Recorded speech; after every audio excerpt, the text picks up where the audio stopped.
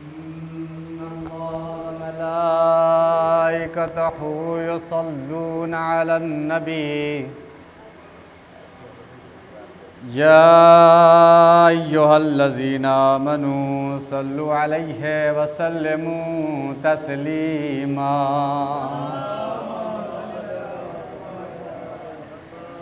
أعوذ بالله من الشيطان الرجيم بسم الله الرحمن الرحيم قد أفلح المؤمنون الذين هم في صلاتهم خاشعون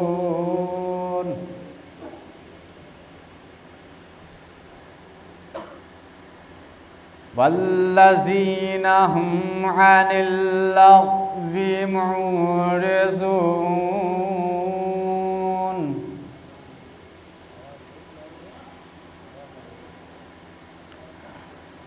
والذين هم للزكاة فاعلون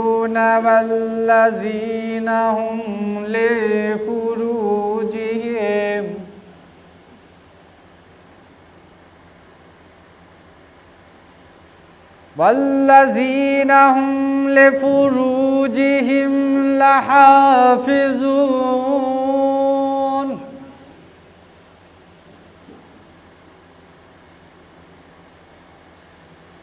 إلا على أزواجهم أو ما ملكت أيمانهم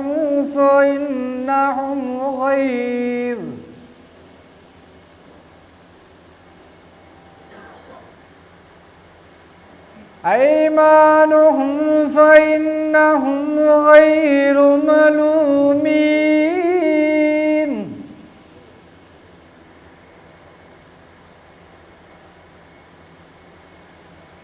فمن ابتغى وراء ذلك فأولئك هم العادون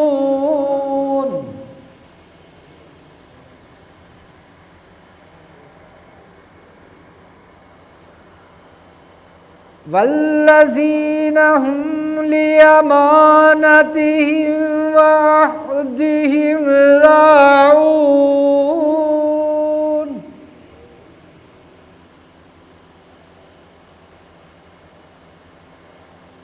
والذين هم على صلواتهم يحافظون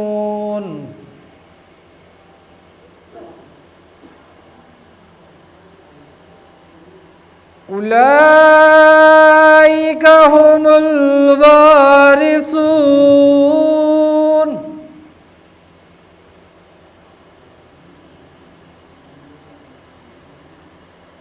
الذين يرثون الفردوس هم فيها خالدون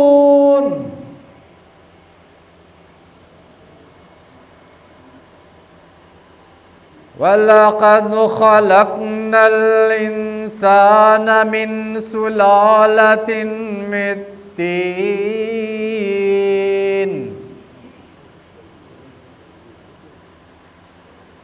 الذين يرثون الفردوس هم فيها خالدون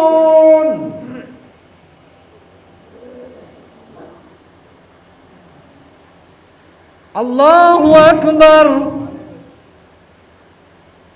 بسم الله الرحمن الرحيم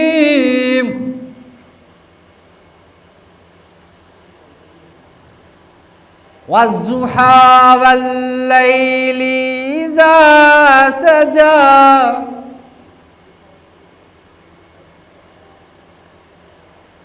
ما ودعك ربك وما قلى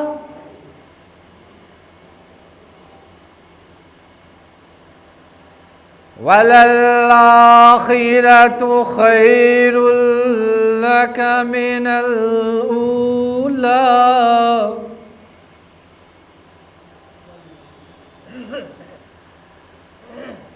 وَلَسَوْفَ يُعْطِيكَ رَبُّكَ فَتَرْضَىٰ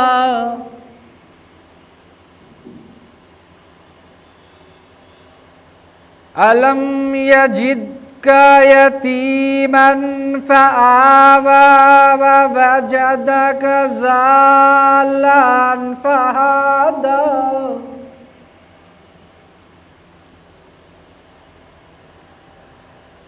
وَوَجَدَكَ عَائِلًا فَأَغْنَىٰ فَأَمَّا الْيَتِيمَ فَلَا تَقْهَرْ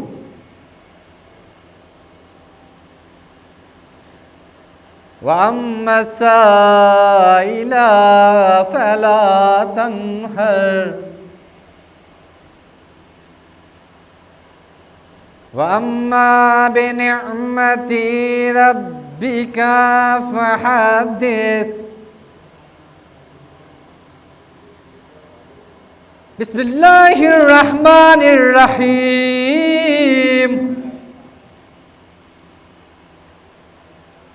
وَالتِّينِ وَالزَّيْتُونِ وَالطُّورِ سِينِينَ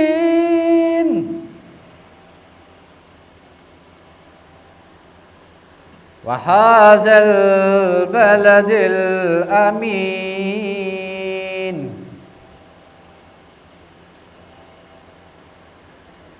لَقَدْ خَلَقْنَا الْإِنسَانَ فِي أَحْسَنِ تَقْوِيمٍ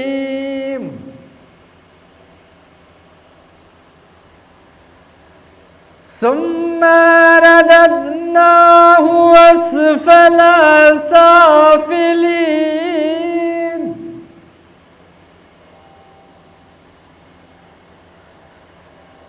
إِلَّا الَّذِينَ آمَنُوا وَعَمِلُوا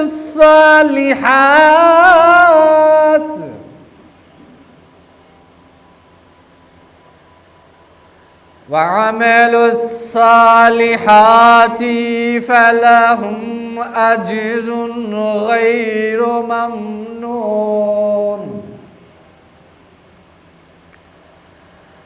فما يكذبك بعد بالدين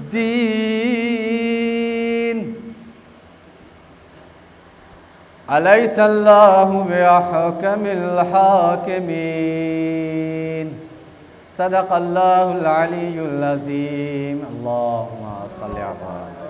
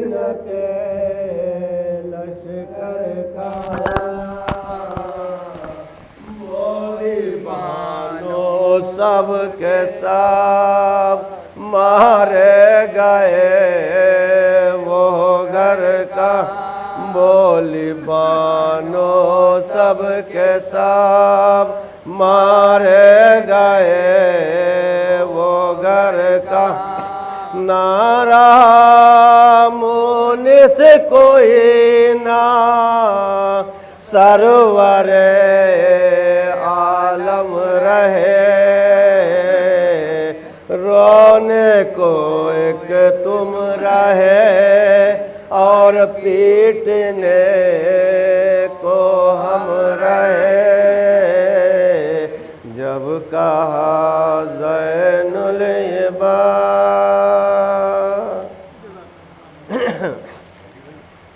فاتحہ پڑھ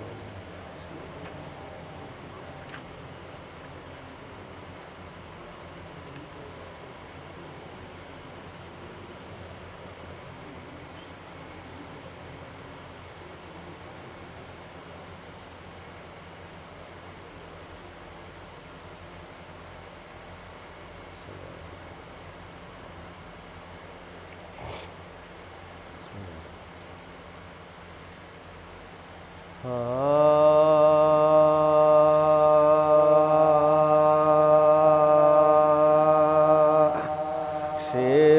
جو تھی کنیز امام فلک جناب، شیری جو تھی کنیز امام فلک، اس شب کو کیا وہ دیکھتی ہے خرمیان خواب، یہ کہہ رہا ہے خواب میں فرزند بو ترا، مہمان کی تواضع و دعوت بھی ہے، مہمان کی تواضع و دعوت بھی ہے، مہمان کا اپنے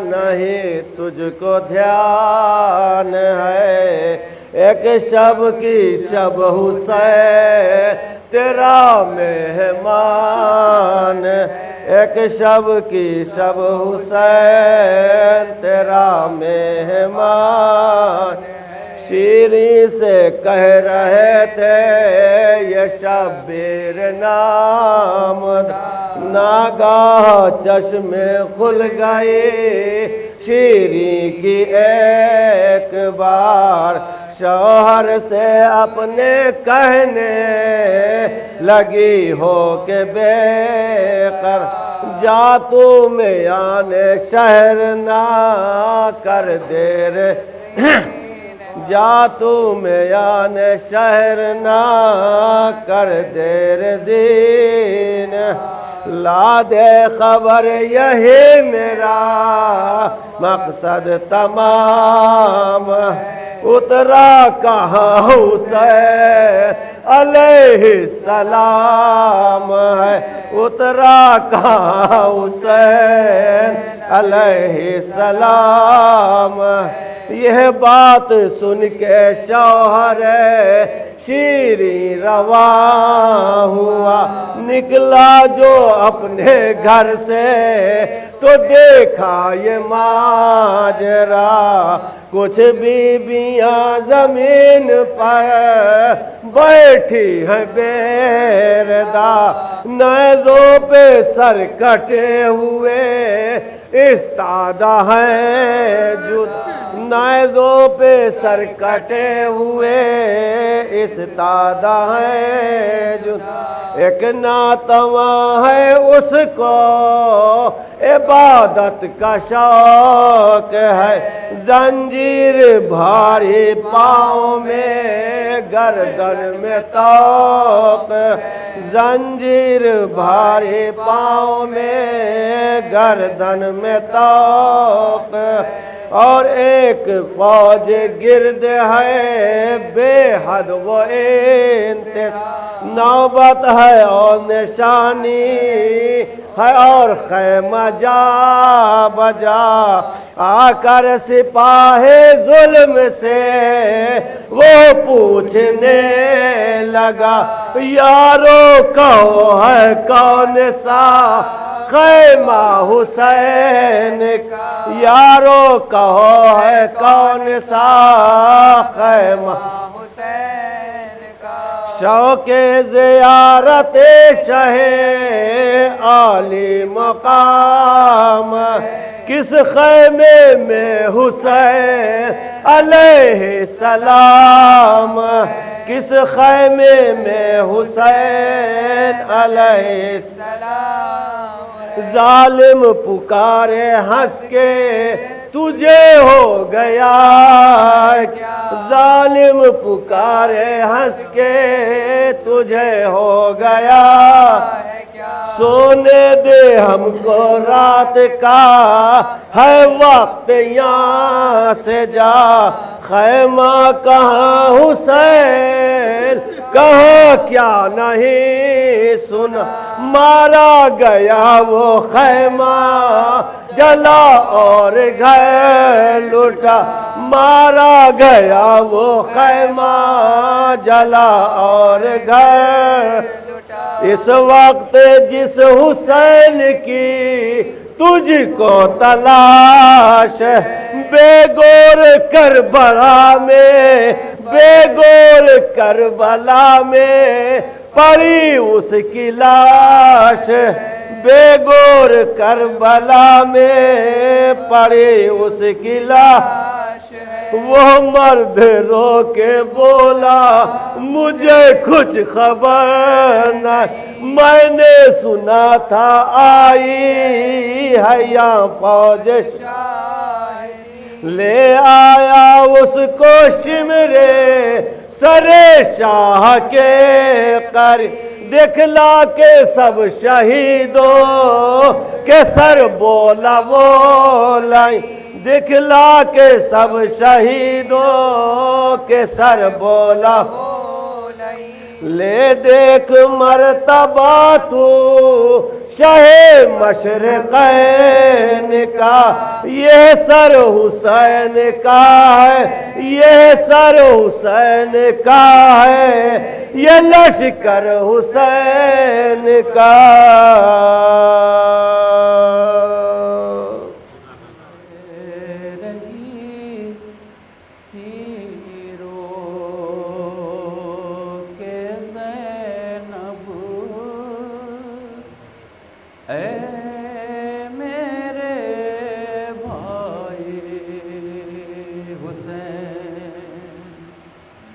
کہہ رہی تھی رو کے زینب، اے میرے بھائی حسین، کٹ گیا تیرا گلا میں، کچھ نہ کر پائی حسین، کہہ رہی تھی رو کے زینب، اے میرے بھائی حسین، لاش تیری بے کفن تھی اور میں تھی بے ردا، ایک چادر تیری میت کو نہ دے پائی حسین، یاد تڑپا گی بہنوں کو صدا بھائی تیری، عمر بھر تڑپے گی کہہ کر میرا بھائی حسین، ایک رسی میں بندھے تھے سب اسیروں کے گلے، دم گھٹا جاتا تھا جب چلتے تھے ہم بھائی حسین، میں کہا کرتی تھی میرے شیر جیسے بھائی ہیں، آج جب لٹ کر چلی تو سب کی یاد آئی حسین، رہ گئی تیری امانت شام کے زندان میں،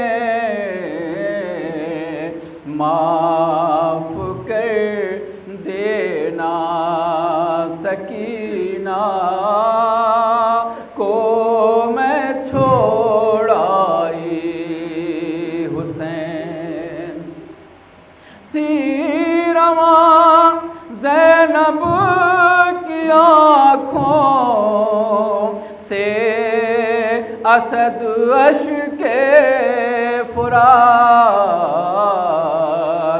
دل تڑپتا تھا بہن کہتی تھی جب بھائی حسین کٹ گیا تیرا گلا میں کچھ نہ کر پائی حسین. اعوذ باللہ السمیع العلیم من الشیطان اللعین الرجیم. بسم اللہ الرحمن الرحیم. الحمدللہ رب العالمین والصلاة والسلام علی سید الانبیاء والمرسلین سیدنا و نبینا و شفیع المذنبین ابی القاسم محمد اہل بیتہ الطیبین الطاہرین المعصومین. اما بعد فقد قال اللہ سبحانہ تبارک و تعالی فی کتابہ المبین وہو اصدق القائلین. بسم اللہ الرحمن الرحیم. قل هو اللہ احد اللہ الصمد لم یلد ولم یولد ولم یکن له کفوا احد. صدق اللہ.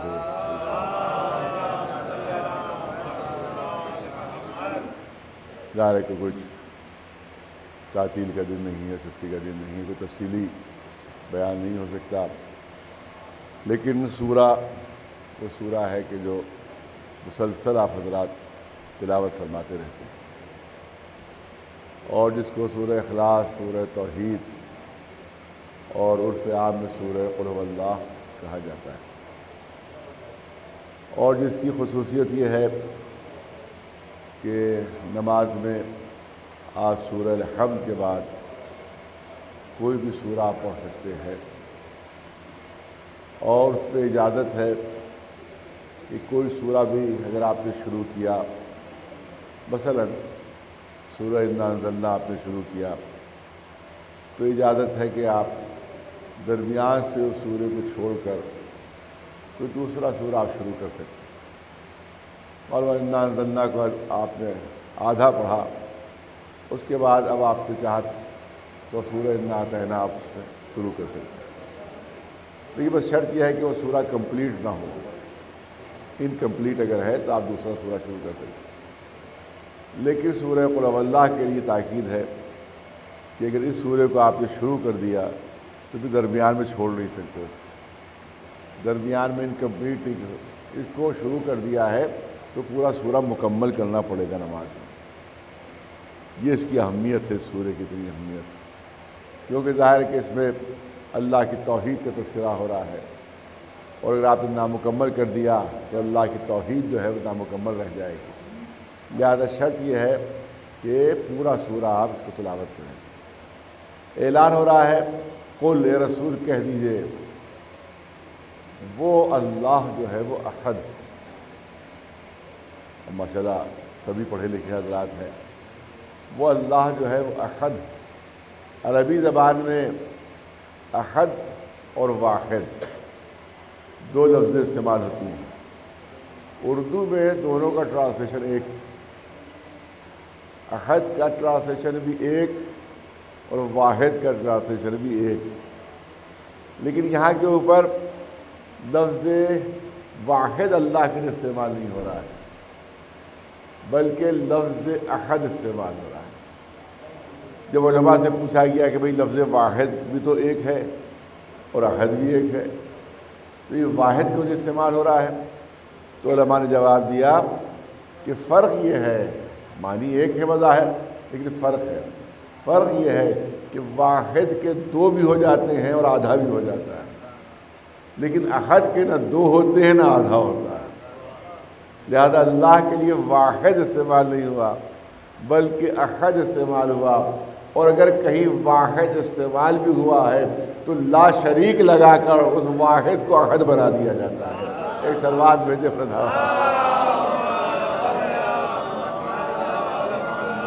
وحدہ لا شریک لہ، وحدہ لا شریک لہ، معلوم یہاں کے اوپر لا شریک لگا دیا گیا۔ اب یہاں پر چاہتا ہوں کہ تھوڑی سی گفتگو ہو جائے، ماشاءاللہ سب پڑھے لکھے حضرات ہیں۔ آپ دیکھیں کہ قل اے رسول کہہ دیجئے وہ اللہ احد ہے، وہ اللہ۔ اب سوال یہاں پر یہ ہوتا ہے کہ تمام جتنی بھی زبانیں ہیں دنیا کی، جتنی بھی زبانیں ہیں، ان کی گرامر یہ ہے کہ پہلے ناؤن استعمال ہوتا ہے، اس کے بعد پروناؤن استعمال ہوتا ہے۔ پہلے نام آتا ہے، اس کے بعد ضمیر آتی ہے۔ عربی میں اسم کہتے ہیں اور ضمیر کہتے ہیں۔ تو اسم پہلے ہوتا ہے، ناؤن پہلے ہوتا ہے، پروناؤن بعد میں ہوا کرتا ہے۔ قل هو اللہ احد، ہوا جو ہے وہ پروناؤن ہے، اللہ جو ہے وہ ناؤن ہے۔ گرامر کے لحاظ سے اللہ پہلے ہونا چاہیے تھا اور ہوا بعد میں ہونا چاہیے تھا۔ میں مثال پیش کروں تاکہ بچوں کو بھی سمجھ میں آ جائے۔ آپ دیکھیں، اب میں کہنا شروع کروں کہ وہ یہ کہہ رہے تھے اور انہوں نے یہ کہا، اور وہ یہ کہہ رہے تھے اور انہوں نے کہا، میں مسلسل یہی کہتا رہوں کہ وہ کہہ رہے تھے انہوں نے یہ کہا، تو ہر ایک کہے گا بھئی یہ انہوں ہے کون؟ یہ تو بتائیے آپ، یہ وہ ہے کون؟ تو پہلے نام لیا جاتا ہے، اس کے بعد بھی ضمیریں استعمال ہوتی ہیں، اس کے بعد بھی پروناؤنس استعمال ہوتے ہیں۔ مثال کے طور پر جاوید صاحب یہ کہہ رہے تھے، میں نے کہا پہلے نام لیا جاوید صاحب کے، اب اس کے بعد میں کہہ سکتا ہوں کہ وہ یہ کہہ رہے تھے اور انہوں نے یہ کہا۔ تو پہلے نام ضروری اور اس کے بعد جو ہے آپ پروناؤن استعمال کریں گے، اس کے بعد پروناؤن۔ تو اصولاً ہونا کیا چاہیے گرامر کے لحاظ سے؟ قل اللہ هو الاحد، گرامر کے لحاظ سے ہونا چاہیے تھا کہ قل اللہ هو الاحد، اللہ ناؤن ہے، ہوا پروناؤن ہے۔ ہمیشہ گرامر کے لحاظ سے ناؤن پہلے ہوتا ہے، پروناؤن بعد میں ہوتا ہے، پوری توجہ رہے۔ لیکن یہاں الٹ دیا، قل هو اللہ احد، ہوا پہلے ہے، اللہ بعد میں ہے، پروناؤن پہلے ہے، ناؤن بعد میں ہے۔ یہ کیا؟ یہ کیوں؟ پوری توجہ رہے۔ علماء نے بیان کیا یہ ہوا جو ہے، یہ ہوا جو ہے وہ انسان کی فطرت کی طرف اشارہ ہے، انسان کی فطرت کی طرف اشارہ ہے کہ تمہاری فطرت بتاتی ہے کہ کوئی خالق ہے، تمہاری فطرت بتاتی ہے کوئی مالک ہے، تمہاری فطرت بتاتی ہے کہ بغیر پیدا کرنے والے کے تو دنیا میں نہیں آ سکتے۔ یہ بات تو تمہاری فطرت بتاتی ہے، یہ بات تو تمہارا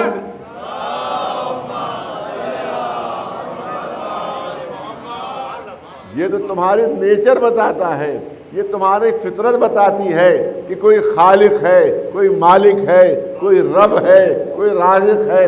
لیکن فطرت یہ تو بتاتی ہے کہ خالق ہے، مگر یہ نہیں بتاتی کہ اس خالق کے صفات کیا ہیں، یہ نہیں بتاتی کہ وہ خالق ایک ہے کہ 365 ہے۔ ایک سلوات بھیجے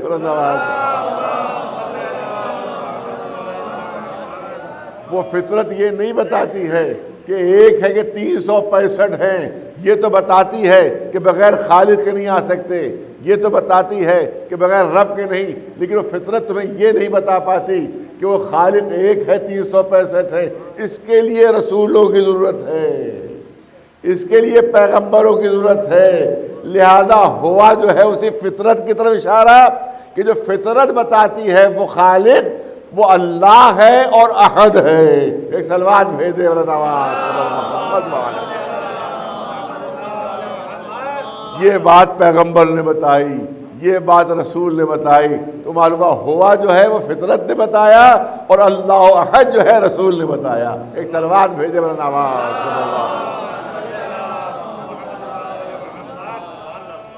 تو یہ اس سورہ کی خصوصیت ہے کہ اس میں اللہ کی توحید کا اعلان ہو رہا ہے۔ قل هو اللہ احد، وہ اللہ جو ہے وہ ایک ہے۔ آپ توجہ ہے کہ آپ دیکھیں دنیا میں بڑے سے بڑا سائنسداں ہو کوئی ہو، وہ آخر میں اس بات کو ماننے پر مجبور ہو جاتا ہے کہ کوئی نہ کوئی اللہ، کوئی نہ کوئی خدا، کوئی نہ کوئی پیدا کرنے والا ہے۔ آپ دیکھیں کہ شروع میں تو انکار کرتے ہیں، لیکن آخر میں مجبور ہو جاتے ہیں کسی نہ کسی خالق کے اور کسی نہ کسی مالک کے تصور جو ہے وہ آخر میں آ جاتا ہے ان کے لیے۔ ایک مثال آپ کے سامنے پیش کرنا چاہتے ہیں، صلوات بھیجے پر محمد و آل محمد۔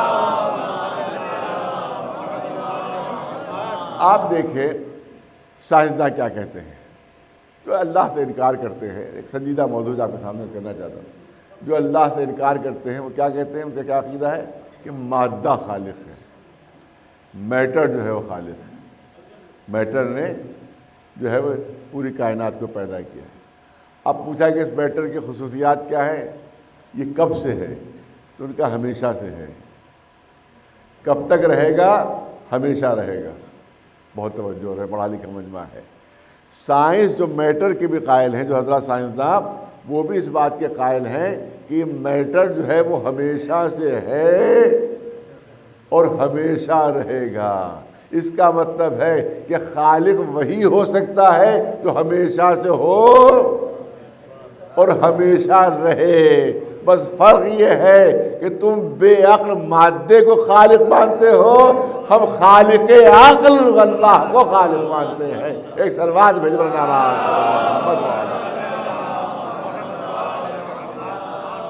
اچھا، میں نے کہا کہ بہت زیادہ وقت کے دامن میں گنجائش نہیں ہے، اور موضوع بھی بہت سنجیدہ موضوع ہے اور پڑھے لکھے مجمع کے لیے ہے۔ آپ دیکھیں، ایک مثال پیش کرنا چاہتا ہوں کہ کچھ علوم ایسے ہوتے ہیں جو سیکھنے سے آتے ہیں، اور کچھ علوم ایسے ہوتے ہیں جو فطرت میں ہوتے ہیں، کہ جن کے لیے سیکھنے کی ضرورت نہیں، نہ کسی کتاب کے پڑھنے کی ضرورت ہے، نہ کسی یونیورسٹی میں جانے کی ضرورت ہے، نہ کوئی تھیوری معلوم کرنے کی ضرورت ہے، وہ فطرت کے اندر ہوتے ہیں۔ اسی کی مثال آپ کے سامنے پیش کروں۔ فرض کیجئے کوئی چھوٹا سا بچہ ہے، 5-6 برس کا اس کا سن، اور وہ کہیں تنہا کسی جگہ پہ کھڑا ہوا ہے۔ میں ادھر سے گزرا، اس بچے کی پشت میری طرف تھی، چہرہ میری طرف نہیں تھا۔ میں گزرنے لگا تو میں نے زمین سے ایک کنکری اٹھائی، اس بچے کے پیٹھ کے اوپر ماری، اس بچے کے پیٹھ کے اوپر ماری۔ جیسے ہی کنکری اس کی پیٹھ پر پڑی، اس نے چاروں طرف گھوم کے دیکھا، پوری توجہ ہے، چاروں طرف گھوم کے دیکھا۔ جب میرے علاوہ اسے وہاں کوئی نظر نہیں آیا تو فوراً وہ ننھا سا بچہ بھی آگے بڑھ کر میرا دامن تھامے گا کہ آپ نے مجھے کنکری کیوں ماری، اگرچہ اس نے مجھے کنکری مارتے ہوئے دیکھا نہیں تھا۔ پوری توجہ ہے، اگرچہ اس نے کنکری مارتے دیکھا نہیں تھا، لیکن جب چاروں طرف دیکھا میرے علاوہ کوئی نظر نہیں آیا تو فوراً وہ ننھا سا بچہ بھی آگے بڑھے گا، میرا دامن تھامے گا کہ آپ نے کنکری کیوں ماری۔ لاکھ میں اس کو سمجھانے کی کوشش کروں، یہ کنکری خود بخود زمین سے اٹھی اور فضا کا راستہ طے کرتی ہوئی خود بخود تمہاری پیٹھ پر پڑ گئی۔ لاکھ سمجھاؤں مگر وہ ننھا بچہ یہی کہتا رہے گا کہ آپ نے کنکری کیوں ماری، کیونکہ اس کا فطرت کا علم بتا رہا ہے کہ کسی چیز میں حرکت خود بخود نہیں ہو سکتی جب تک کوئی حرکت دینے والا نہ ہو۔ تو مجھے اتنا بتا دو، جب ایک ننھی سی کنکری بغیر حرکت دینے والے کی حرکت میں نہیں آ سکتی تو یہ پوری کائنات میں جو نظم قائم ہے یہ خود بخود اتفاق کیا کیسے ہو سکتا ہے؟ ایک صلوات بھیجے میرا دعویٰ۔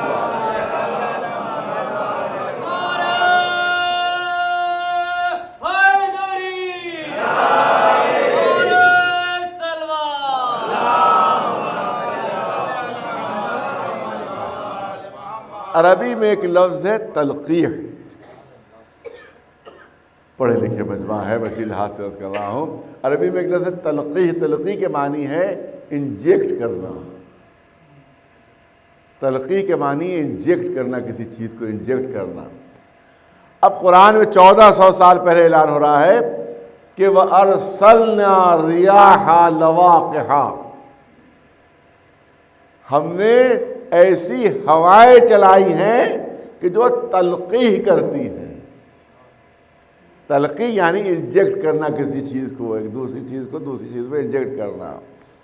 اب آج کے 1400 سال پہلے کا اعلان ہے، آج سائنسدانوں جو باٹنی کے ماہرین ہیں انہی نے اس بات کا فیصلہ کیا کہ درختوں میں نر اور مادہ ہوتے ہیں، درختوں میں نر اور مادہ ہوتے ہیں، اور کچھ مخصوص ہوائیں چلتی ہیں، ہر ہوا نہیں، ہر ہوا نہیں، کچھ مخصوص ہوائیں چلتی ہیں کہ جو نر درختوں سے ایک مادہ لے کر وہ مادہ درخت تک پہنچتی ہیں اور اس میں وہ مادہ جو ہے وہ انجیکٹ کرتی ہیں، جس کی وجہ سے مادہ درخت میں پھل پیدا ہوتے ہیں۔ اگر وہ ہوا نہ چلے تو درختوں میں پھل نہیں آ سکتے۔ ایک سلوات بھیجے برنامات محمد۔ ہر ہوا میں نہیں یہ طاقت ہے، ہر ہوا میں خصوصیت نہیں ہے، بلکہ کچھ مخصوص ہوائیں ہیں، وہ جب چلتی ہیں تب وہ مادہ جو ہے وہ درخت سے مادہ کی طرف منتقل ہوتا ہے، تب کہیں جا کر اس مادہ درخت میں جو ہے وہ پھل آتے ہیں۔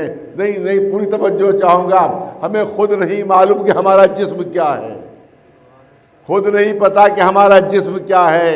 قرآن نے اعلان کیا الذی خلق فسواک فعدلک، اللہ وہ اللہ ہے کہ جس نے تمہیں خلق کیا، نوک پلک سے درست کیا اور تمہارے جسم میں پورا عدل کا نظام قائم کر دیا۔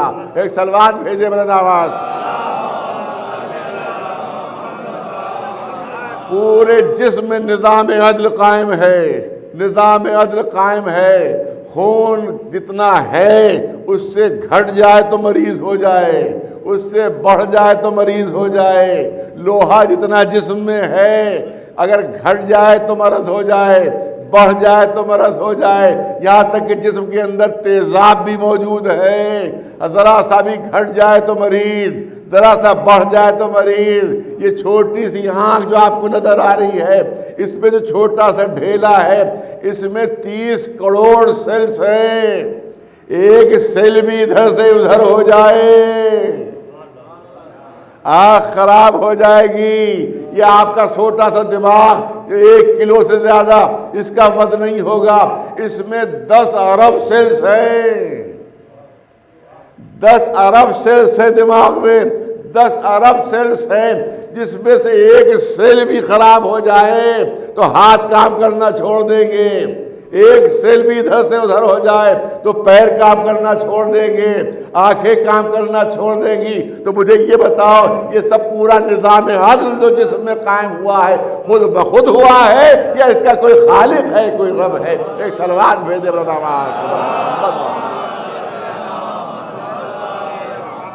ایک سلوات بلند آواز محمد وآل محمد۔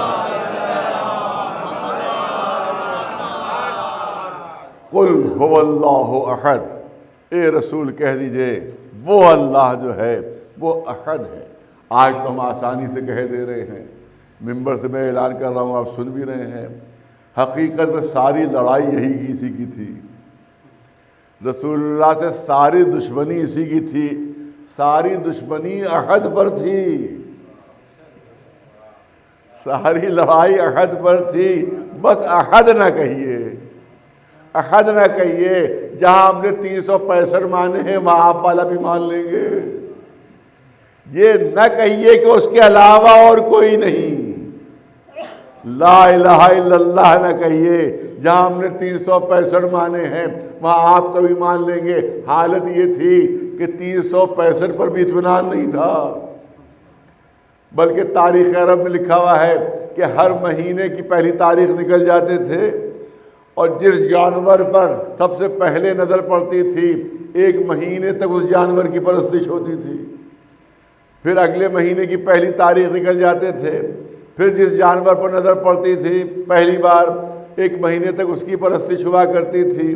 صرف یہی نہیں بلکہ رطب کے بت بناتے تھے، کھجوروں کے بت بناتے تھے اور خوب ان کے سامنے سجدے ہو رہے ہیں، خوب پوجا ہو رہی ہے، اور جب بھوک سے پریشان ہوئے تو انہی کو نوش فرما لیا۔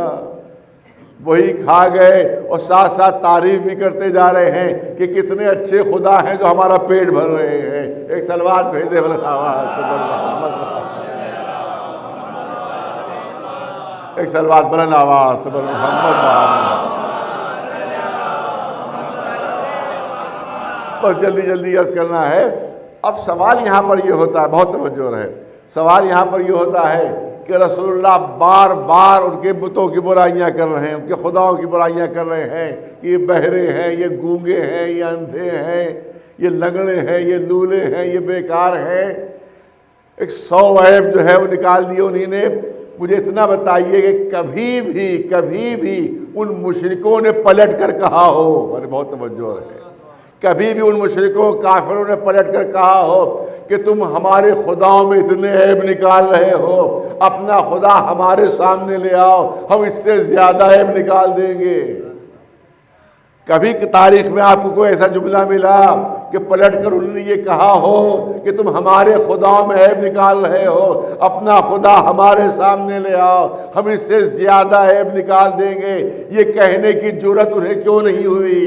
یہ کہنے کی ہمت انہیں کیوں نہیں ہوئی؟ یہ اس لیے نہیں ہوئی کہ اللہ نے پہلے ہی کچھ ایسے بے عیب بندے بھیجے تھے کہ جو یہ اعلان کر رہے تھے کہ پہلے بندوں میں کوئی عیب نکالو، پھر ان کے اللہ میں کوئی عیب نکالنا. ایک سلوات بھیجے بلند آواز سے محمد.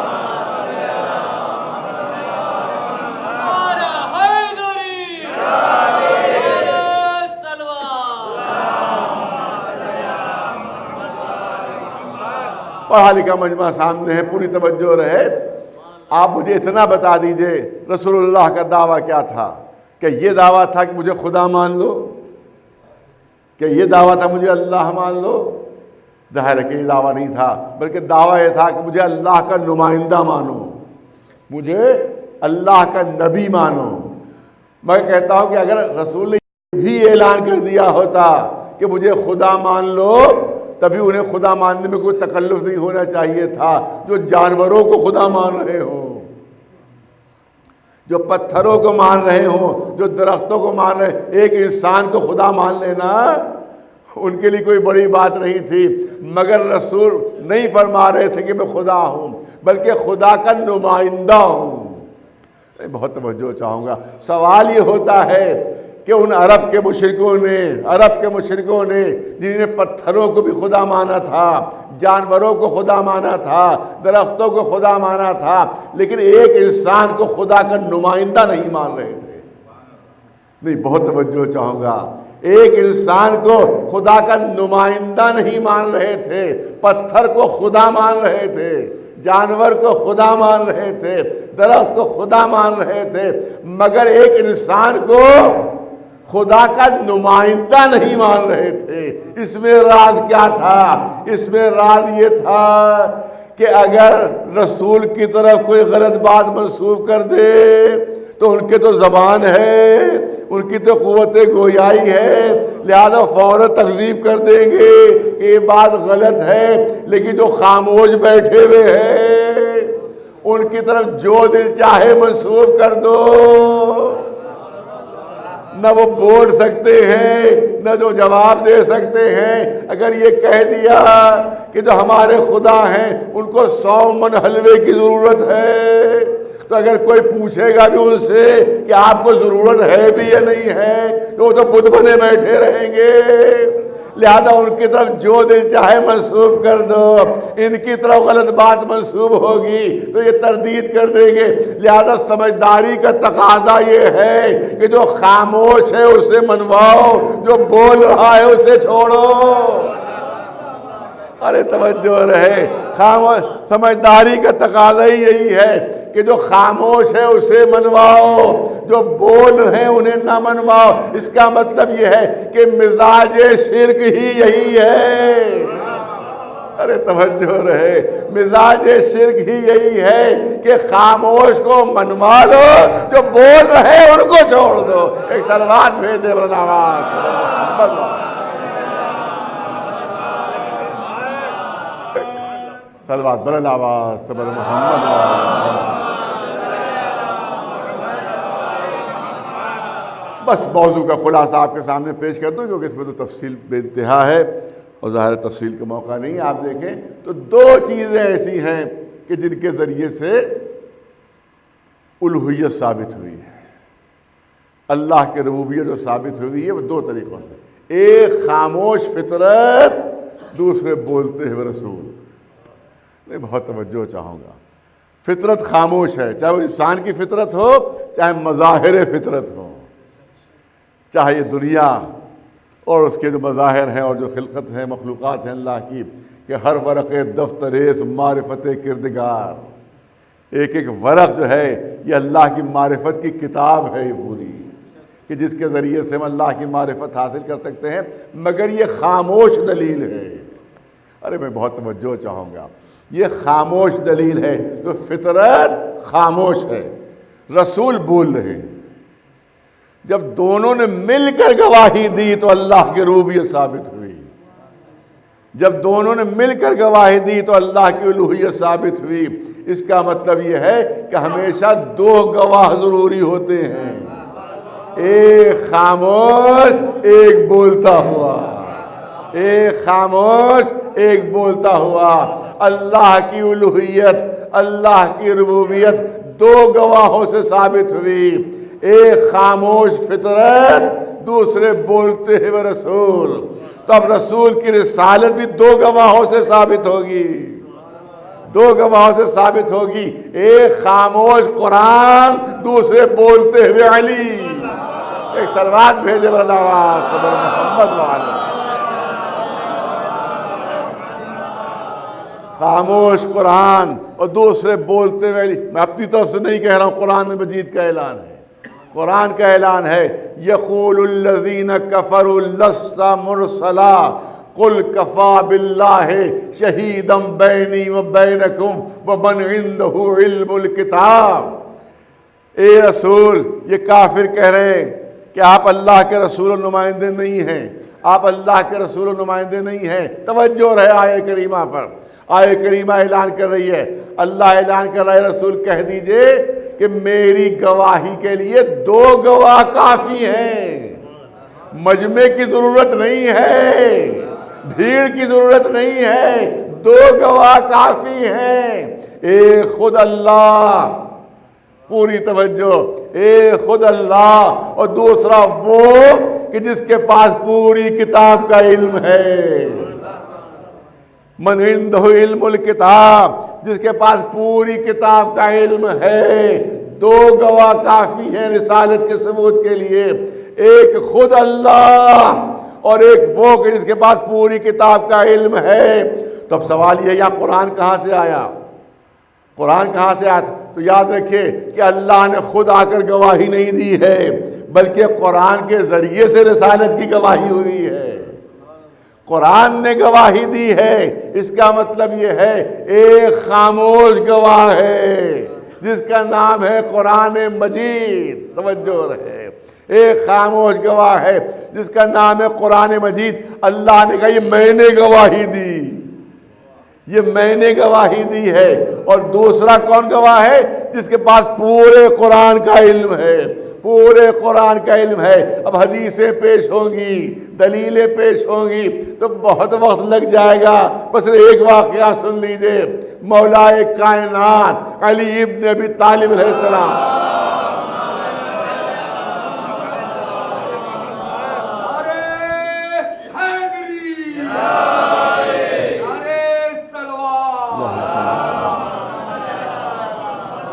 ممبر پر تشریف فرما ہے. بہت توجہ رہے, ممبر پر تشریف فرما ہے. اعلان سلونی سلونی, جو پوچھنا ہے پوچھو, جو پوچھنا ہے پوچھو. آپ دوسرے علماء کی زبانی اور میری زبان سے بھی کبھی کبھی وہ سوالات سنتے رہتے ہیں جو مولا علی سے کیے گئے. کہ کیا کیا سوالات کیے گئے. پوچھا گیا زمین سے سورج کی دوری کتنی ہے, زمین سے چاند کی دوری کتنی ہے, زمین کا سورج کا ڈائیمیٹر کیا ہے, چاند کا کیا ہے, کون سے جانور انڈے دیتے ہیں, کون سے بچے دیتے ہیں. دنیا کے سارے سوالات ہو گئے. مولا علی کا دعویٰ جو پوچھنا ہے پوچھو, جو پوچھنا ہے پوچھو. مولا نے منبر سے دعویٰ کیا جو پوچھنا ہے پوچھو. ایک شخص کھڑا ہو جاتا ہے, یا علی مجھے ایک سوال کرنا ہے آپ سے, یا علی مجھے آپ سے ایک سوال کرنا ہے. مولا نے فرمایا میں پہلے ہی اجازت دے چکا ہوں, جو پوچھنا ہے پوچھو, جو پوچھنا ہے پوچھو. کہ یا علی میرا سوال یہ ہے, بہت توجہ رہے, سوال سنیے. یا علی میرا سوال یہ ہے, میرا سوال یہ ہے کہ خود آپ کی نظر میں, خود آپ کی نظر میں آپ کی سب سے بڑی فضیلت کیا ہے؟ بہت توجہ رہے. ارے ہم جیسے معمولی لوگوں کے لیے جواب دینا آسان ہے کہ صاحب فلاں مدرسے سے فارغ ہوئے ہیں, یہ فضیلت ہے, فلاں یونیورسٹی سے پڑھے ہوئے ہیں, یہ فضیلت ہے. اب ایک دو بیان کر دی, ختم معاملہ. اب مولا علی جن کے لیے رسول فرما رہے ہیں کہ اگر سارے دنیا کے درخت قلم بن جائیں, سارے سمندر روشنائی بن جائیں, پوری زمین جو ہے وہ صفا بن جائے, اور جنات و انسان فضائل علی لکھنے بیٹھ جائیں تو سمندروں کی سیاہی ختم ہو جائے گی, علی کے فضائل نہیں ختم ہوں گے. ایک سلوات بھیجے مولانا آواز. اب دو چار فضیلتیں ہو تو آسان ہے بیان کرنا. جس کی فضیلتوں کی کوئی انتہا نہ ہو, جس کی فضیلتوں کا کوئی شمار ہی نہ ہو, اس سے پوچھا جا رہا ہے, اس سے دریافت کیا جا رہا ہے کہ یا علی یہ بتائیے خود آپ کی نگاہوں میں آپ کی سب سے بڑی فضیلت کیا ہے؟ میں تو سمجھتا ہوں کہ اس سے قبل کہ مولا علی جواب دیں مجمع میں طرح طرح کے تصور آ رہے ہوں گے, ہر ایک کے ذہن میں الگ الگ خیال آ رہا ہوگا کہ دیکھیں علی کیا جواب دیتے ہیں, دیکھیں علی کیا جواب دیتے ہیں. کسی نے سوچا ہوگا شاید علی یہ کہیں کہ میں کعبے کے وسط میں پیدا ہوا, میں وسط کعبہ میں پیدا ہوا, ایسی فضیلت نہ ازل سے ابد تک کسی کو نہ ملی ہے نہ کبھی ملے گی, یہ میری سب سے بڑی فضیلت ہے. میں تھا کہ جس نے سب سے پہلے تصدیق کی, میں جس کو رسول نے اپنی اکلوتی بیٹی کے لیے منتخب کیا, میں وہ ہوں جو فاتح خیبر ہوں, میں وہ ہوں جو فاتح خندق ہوں, میں وہ ہوں جو فاتح بدر حنین ہوں. کوئی بھی فضیلت جو یہ علی شاید بیان کریں گے تو مختلف تصورات سننے والوں کے ذہن میں آ رہے ہوں گے. مولا علی نے مسکرا کر کہا اب تو نے پوچھ ہی لیا ہے. ارے بہت توجہ رہے, مجمع کی توجہ رہے, تو نے پوچھ ہی لیا ہے تو سن لے کہ میری نگاہوں میں میری سب سے بڑی فضیلت کیا ہے. اسی آیے کریمہ کی تلاوت فرمائی, یقول الذین کفروا لست مرسلا کفی باللہ شہیدا بینی و بینکم ومن عندہ علم الکتاب. دیکھ میری نگاہوں میں میری سب سے بڑی فضیلت یہ ہے کہ اس وحدہ لا شریک خدا نے اپنے رسول کی رسالت کی گواہی میں مجھے برابر کا شریک قرار دیا ہے. ایک صلوات بلند آواز سے بر محمد, ایک صلوات بلند آواز سے بر محمد وآل محمد. تو اس کا مطلب یہ ہے کہ دو گواہ ہیں, ایک خاموش قرآن ہے, دوسرے بولتے ہوئے علی ہیں. ایک خاموش قرآن ہے, دوسرے بولتے ہوئے علی ہیں. تو اب جب علی کی گواہی کا معاملہ آیا تو اب بھی یہاں پر دو گواہ ملے, ایک خاموش قرآن, دوسرے بولتے ہوئے حسن. امام حسن کی امامت کی جب گواہی ہوئی تو دو گواہ, ایک خاموش قرآن, دوسرے بولتے ہوئے امام حسین. امام حسین کی گواہی کا جب موقع آیا تو دو گواہ, خاموش قرآن, دوسرے بولتے ہوئے امام زین العابدین. جب ان کی امامت کی گواہی ہوئی تو دو گواہ, ایک خاموش قرآن, دوسرے بولتے ہوئے امام محمد باقر. جب ان کی نوبت آئی تو دو گواہ, خاموش قرآن, بولتے ہوئے امام جعفر صادق. جب ان کی نوبت آئی تو دو گواہ, خاموش قرآن اور بولتے ہوئے امام موسیٰ کاظم. جب ان کی امامت کی گواہی ہوئی تو دو گواہ, خاموش قرآن اور بولتے ہوئے امام علی رضا. جب ان کی گواہی کی نوبت آئی تو دو گواہ, خاموش قرآن اور بولتے ہوئے امام محمد تقی. توجہ, دو معصوم گواہ, ایک خاموش دوسرا بولتا ہوا, ایک خاموش، دوسرا بولتا ہوا۔ جو امام علی رضا کی گواہی کی نوبت آئی تو دو گواہ خاموش قرآن اور بولتے ہوئے امام محمد تقی۔ جو امام محمد تقی گواہی کی نوبت آئی تو دو گواہ خاموش قرآن اور بولتے ہوئے امام علی النقی۔ جب ان کی امامت کی گواہی ہوئی تو دو گواہ خاموش قرآن اور بولتے ہوئے امام حسن عسکری۔ جب ان کی نوبت آئی تو دو گواہ خاموش قرآن بولتے ہوئے امام مہدی۔ ایک خاموش معصوم، ایک بولتا ہوا معصوم۔ لیکن جب 12ویں کی امامت کی گواہی کی نوبت آئی تو اب صرف قرآن مل رہا ہے۔ پالنے والے وہ تیرا نظام کیا ہوا کہ دو گواہ ہونا چاہیے، دونوں معصوم ہوں، ایک خاموش ہو ایک بول رہا ہو، لیکن آخری کے لیے صرف قرآن مل رہا ہے، صرف قرآن مل رہا ہے۔ ارے کوئی معصوم بولتا ہوا گواہ ہے یا نہیں؟ تو ردائے قدرت آئے گی کہ ہم نے اسی لیے عیسیٰ کو بچا کر رکھا ہے کہ جب یہ آئیں گے تو دو گواہ ہوں گے، ایک خاموش قرآن، دوسرے بولتے ہوئے عیسیٰ۔ ایک صلوات بھیج دے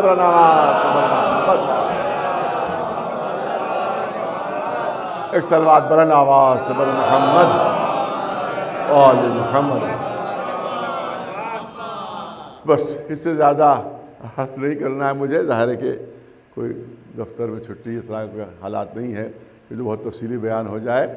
تو امام کا بس تذکرہ آ گیا، تو بس یہاں سے یہ کرنا ہے کہ یہی امام جو ہے وہ ہمارے زمانے کا امام، اور جس کی وجہ سے زمانہ قائم ہے، جس کی وجہ سے انسانیت کا وجود ہے۔ کیونکہ روایات ہیں، حدیثیں ہیں کہ اگر زمین حجت خدا سے خالی ہو جائے تو یہ زمین اپنے پوری آبادی کے ساتھ دھس جائے گی، فنا ہو جائے گی۔ تو زمین کا باقی رہنا، انسانوں کا باقی رہنا، آبادیوں کا باقی رہنا خود اس بات کی دلیل ہے کہ جس کے طفیل میں یہ باقی ہے وہ باقی ہے۔ ایک صلوات بھیجے بلند آواز۔ اور جب وہ تشریف لائیں گے تو انسان جو دنیا ظلم و ستم سے بھر چکی ہوگی وہ عدل و انصاف سے بھر جائے گی، اور کوئی مذہب و مسلک ایسا نہیں ہے کہ جس میں کہیں نہ کہیں یہ تصور موجود نہ ہو کہ آخر میں کوئی ایسا آنے والا ہے کہ جو زمین کو عدل و انصاف سے بھر دے گا۔ اور ہمارا کہنا ہے کہ وہی ہمارا امام ہے جس کو امام مہدی کہا جاتا ہے۔ صلوات بھیج دے بر محمد وآلہ۔ یہی امام ہے جس کی پوری دنیا پر حکومت قائم ہوگی، پوری دنیا پر حکومت قائم ہوگی۔ آج خود اقوام متحدہ میں، یونائٹڈ نیشن میں یہ ریزولوشن پاس ہوا ہے، اب سے نہیں، تقریباً 25-30 سال پہلے کی بات ہے۔ یہ ریزولوشن پاس ہو چکا ہے کہ اگر تیسری جنگ عظیم سے بچنا ہے تو پوری دنیا پر ایک حکومت ہونا چاہیے، پوری دنیا پر ایک، جب مختلف حکومتوں میں، مختلف ملکوں میں جب تک حکومتیں بٹی رہیں گی ہر وقت جنگ کا خطرہ ہوگا، ہر وقت جنگ کا خطرہ ہوگا۔ اور جب ایک حکومت ہوگی تو جب حکومت ایک ہی ہوگی تو لڑیں گے کس سے؟ پھر جنگ کس سے ہوگی؟ کیونکہ ملک ختم ہو کر ایک حکومت ہو جائے گی۔ لہذا اقوام متحدہ یونائٹڈ نیشن کا فیصلہ ہے کہ اگر ہم کو انسانیت کو تباہی سے بچانا ہے ایک حکومت ہونا چاہیے، ایک حاکم ہونا چاہیے۔ صلوات بھیجے محمد وآلہ۔ نہیں صاحبان ذوق ہیں، کیونکہ یہ موضوع بالکل الگ ہے، اس پر نہیں عرض کرنا ہے، لیکن دو جملے ضرور عرض کرنا چاہتا ہوں کہ جتنی بھی تقسیم کی ہے یہ اللہ نے نہیں کی ہے، بندوں نے کی ہے۔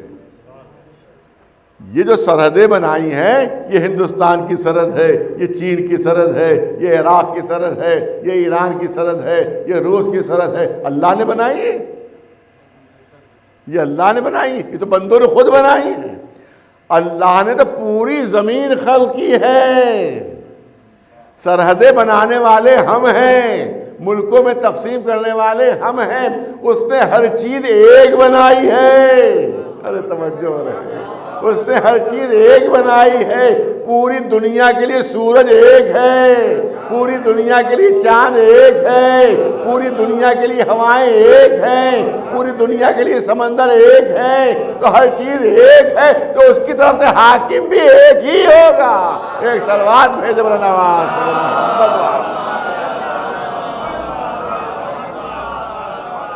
جب وہ آئے گا تو دنیا عدل و انصاف سے پر ہوگی، ظلم و ستم ختم ہو چکے ہو۔ اور یہی وہ ہمارا امام ہے کہ جو اہل بیت کے قاتلوں سے انتقام لیں گے، خاص طور سے جو کربلا کے قاتل ہیں ان کو دوبارہ زندہ کیا جائے گا، ان کو دوبارہ زندہ کیا جائے گا۔ اور اسی لیے ہمارے امام کا لقب ہے منتقم خون حسینی۔ آقا یہ انتقام لیں گے کربلا کے قاتلوں سے۔ اب روایتیں یہ نہیں بتاتی ہیں کہ وہ انتقام کس طرح سے ہوگا اور کس صورت سے ہوگا، لیکن کبھی کبھی خود میرا دل اپنی یہاں پر کہتا ہے کہ کچھ ایسے ظلم ہوئے ہیں، کچھ ایسے ستم ہوئے ہیں، کچھ ایسے وحشیانہ ظلم ہوئے ہیں، کچھ ایسے انسانیت سوز مصائب ہیں کہ شاید اس طرح سے بدلہ نہ ہو سکے کہ جیسے ظلم ہوئے ہیں۔ وہاں صرف شہادتیں نہیں ہیں، وہاں صرف سر و تن میں جدائی نہیں ہے، وہاں صرف تیروں تلواروں کی بارش نہیں ہے، وہاں صرف گھوڑوں کے ذریعے سے لاشوں کی پامالی نہیں ہے، وہاں تو 3 دن کی بھوک اور پیاس بھی ہے، اور صرف بڑے نہیں، چھوٹے چھوٹے ننھے ننھے بچے بھی پیاس سے تڑپ رہے ہیں، جس میں ایک 3 سال کی سکینہ بھی ہے، ایک 6 مہینے کا علی اصغر بھی ہے، اور صرف یہی نہیں بلکہ بعد شہادت بیویوں کے بازوؤں میں رسیاں بندھی ہوئی ہے، سکینہ کے گلے میں رسی بندھی ہوئی ہے، راستے بھر تماچے مارے جا رہے ہیں، راستے بھر ننھی سی بچی کے تالیانے لگ رہے ہیں، اس طرح سے بندے چھینے جا رہے ہیں کہ بچی کے کانوں کی لویں زخمی ہو گئی ہیں۔ ہاں کبھی کبھی اعتراض کرنے والے اعتراض کرتے ہیں کہ جب حسین کو معلوم تھا کہ شہید ہو جائیں گے، جب معلوم تھا کہ قتل ہو جائیں گے، تو بیویوں کو کیوں لے کر گئے، خواتین کو کیوں لے کر گئے؟ لیکن آپ حقیقت کو سمجھیں کہ اگر یہ خواتین نہیں ہوتی ساتھ تو یزید کی سازش کامیاب ہو جاتی، ابن زیاد کامیاب ہو جاتا، دنیا کو پتہ ہی نہیں چلتا کہ کربلا کے جنگل میں ہوا کیا، دنیا کو خبر ہی نہیں ہوتی۔ ان بیویوں نے دنیا تک پہنچایا۔ جب ان کو قیدی بنا کر بازاروں و درباروں میں لے جایا گیا تو ان کی تقریروں سے دنیا کو پتہ چلا کہ کربلا میں کیا ہو گیا اور کیسے کیسے ظلم و ستم ہو گئے۔ پر ایک چھوٹی سی روایت سن لیجیے، چھوٹی سی روایت سن لیجیے۔ کوفے کا ایک شخص تھا جس کا نام تھا عبداللہ، وہ اتفاق سے گیا ہوا تھا کوفے سے باہر، مہینہ 1.5 مہینہ اس کو ہو گیا تھا کوفے سے باہر، اس کو کوئی کچھ خبر نہیں تھی کہ کیا واقعہ ہوا اور کیا واقعہ نہیں ہوا۔ جب وہ واپس آیا کوفہ تو شب عاشور تھی، شب عاشور وہ کوفے میں جب واپس آیا تو دیکھا پورا شہر خالی ہے، پورا شہر خالی ہے، لوگ دکھائی نہیں دے رہے ہیں۔ اس کی سمجھ میں نہیں آیا کہ آخر یہ شہر خالی کیوں ہے۔ اپنے گھر کے اندر آیا، گھر میں اس کی چھوٹی سی بچی تھی، 6-7 برس کا اس کا سن تھا۔ اس بچی سے پوچھا یہ بتاؤ کیا کوئی زلزلہ آ گیا تھا جو پورا شہر خالی ہو گیا، یا کوئی وبا چل گئی تھی جو پورا شہر خالی ہو گیا؟ میں تو دیکھ رہا ہوں پورا شہر خالی ہے۔ اس بچی نے جواب دیا کہ بابا نہ کوئی زلزلہ آیا نہ کوئی وبا آئی، بلکہ خارجی نے خروج کیا ہے۔ سنیے سنیے، ایک دشمن اسلام نے حملہ کیا ہے، سب لوگ اس سے مقابلے کے لیے گئے ہوئے ہیں، پورا کوفہ اس سے مقابلے کے لیے گیا ہوا ہے، اسی لیے آپ کو یہ خارجی نظر آ رہا ہے۔ اب جو اس نے دیکھا عبداللہ نے کہ سب لوگ اس خارجی سے مقابلے کے لیے گئے ہوئے ہیں، تو اس نے کہا کہ میں بھی جاؤں گا مقابلے کے لیے، اسلام کا معاملہ ہے، دین کا معاملہ ہے، لہذا میرا جانا فریضہ ہے۔ کہا بیٹی سے تلوار لے آؤ میری، وہ تلوار لائی اور اس نے اپنے تلوار کمر میں باندھی، جانے لگا۔ تو اب بچی نے کہا کہ بابا آپ جا رہے ہیں، وہاں تو جنگ ہوگی، تو جنگ میں ظاہر ہے کہ فتح آپ لوگوں کی ہوگی، کیونکہ ہم کو یہ معلوم ہوا ہے اس کے ساتھ کل 72 لوگ ہیں۔ ہمیں اطلاع ملی اس خارجی کے ساتھ، اس دشمن اسلام کے ساتھ کل 72 لوگ ہیں، اور یہاں سے پورا کوفہ گیا ہے، جس میں ہزاروں ہزار ہیں، لہذا فتح تو آپ ہی لوگوں کی ہوگی، تو جب فتح ہوگی تو مال غنیمت ملے گا، لوٹ کا مال ملے گا، تو بابا خیال رکھیے گا میرے لیے ایک یاقوت کی انگوٹھی لیتے آئیے گا۔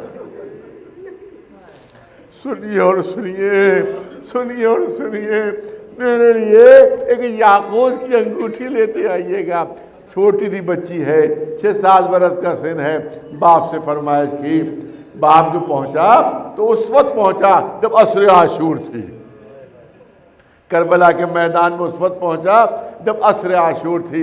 اس نے دیکھا عجیب منظر ہے، لاکھوں کی فوج ہے، وہ ایک اکیلا انسان ہے جو بے انتہا زخمی حالت میں زمین پر اس طرح سے بیٹھا ہوا ہے کہ پورا جسم تیروں سے چھلنی ہو چکا ہے، پورا جسم زخموں سے چور چور ہے، ایک تنہا آدمی ہے۔ اس نے کہا عجیب جنگ ہے، ارے لاکھوں کے مقابلے میں ایک۔ لیکن جب قریب پہنچا تو اس نے سوچا کہ میں بھی حملہ کروں تاکہ مجھے بھی کچھ مال غنیمت میں حق حاصل ہو جائے۔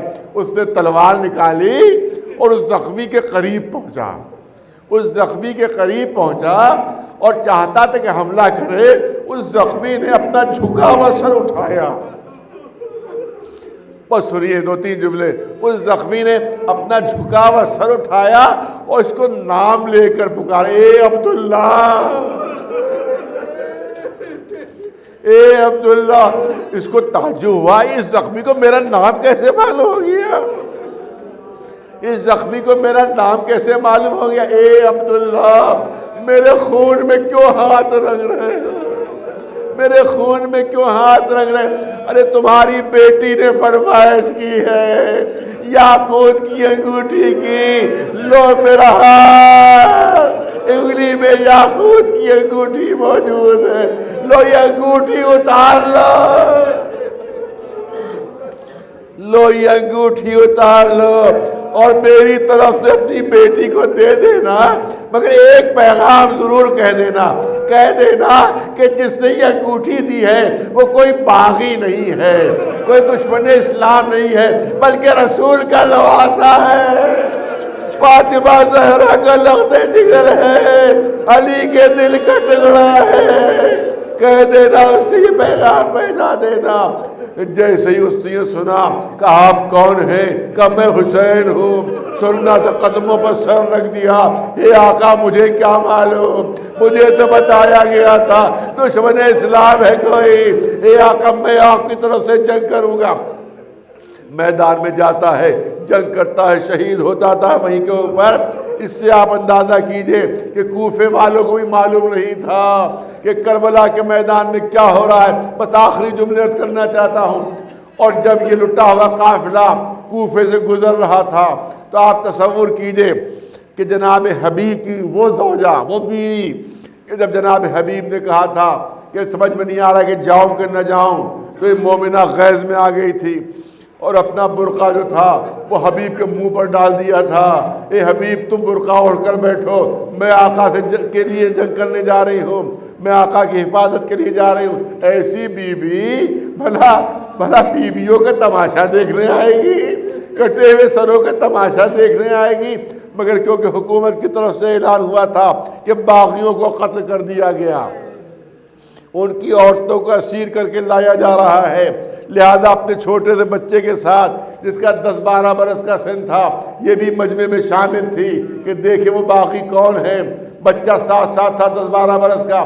یہ کہا کہ جب سر آنے لگے تو اس بچے نے اپنا ہاتھ چھوڑانا چاہا، اے اماں میرا ہاتھ چھوڑ دیجئے، اے اماں میرا ہاتھ چھوڑ دیجئے۔ ماں نے کہا ارے مجمع بہت ہے، بھیڑ بہت ہے، اگر تو کھو گیا تو میں کہاں ڈھونڈوں گی، تو ہاتھ کیوں چھڑانا چاہ رہا ہے؟ کہا اماں ان کٹے ہوئے سروں میں میرے بابا کا سر بھی ہے، ان کٹے ہوئے سروں میں میرے بابا کا سر بھی ہے۔ یہ کہہ کر اس نے زمین سے ایک پتھر اٹھایا اور قاتل کے اوپر مارا۔ اے حبیب کے فرزند، ارے کم از کم تمہارے ہاتھ کھلے ہوئے تھے، تم نے قاتل پر پتھر مار دیا. ذرا زید العابدین کے دل سے پوچھو, ذرا ننھی سی سکینہ کے دل سے پوچھو. ہاتھوں میں ہتھکڑیاں ہیں, پیروں میں بیڑیاں ہیں, گلے میں تحفے خاندان.